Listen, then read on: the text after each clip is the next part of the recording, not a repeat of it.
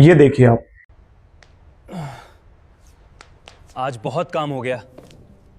तो बेसिकली आपने देखा कि एक बंदा दीवार को पुश कर रहा है या पुशअप कर रहा है, तो वो तो कह रहा है बहुत काम किया मैंने, थक गया मैं।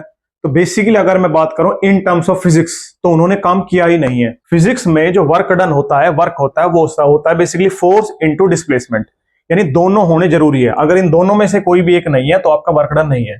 तो उस बंदे ने फोर्स तो लगाई है, इंपैक्ट तो लगाया है, लेकिन बेसिकली उसकी बॉडी डिस्प्लेसमेंट नहीं हुई है एक पॉइंट से दूसरे पॉइंट पे। ठीक है, तो समझते हैं बेटा, वर्क डन होता है basically F dot S, dot का मतलब यहाँ पे मल्टीप्लाई है, एफ एस कोस थीटा।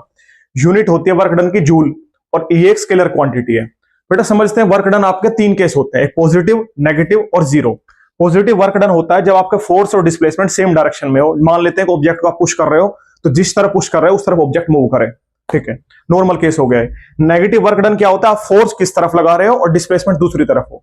तो बेसिकली ये क्या होता है फ्रिक्शन के केस में, friction force is always opposite to the displacement of the body. ठीक है, तीसरा समझते हैं बेटा zero work done. Zero work done basically क्या होता है कि फोर्स और डिस्प्लेसमेंट दोनों 90 डिग्री पे हो। ये होता है आपका सर्कुलर मोशन में, क्योंकि जो फोर्स लग रही है वो ऑब्जेक्ट को सेंटर की तरफ रखती है, सेंट्रीपिटल फोर्स, और डिस्प्लेसमेंट होती है परपेंडिकुलर। तो बेसिकली वर्क डन के लिए आपके दो कंडीशन मस्ट और मैंडेटरी है कि आपका बेसिकली डिस्प्लेसमेंट जरूरी है और आपका फोर्स जरूरी है। दोनों में से एक भी नहीं है तो नहीं है। I hope it's help. जय हिंद, जय भारत।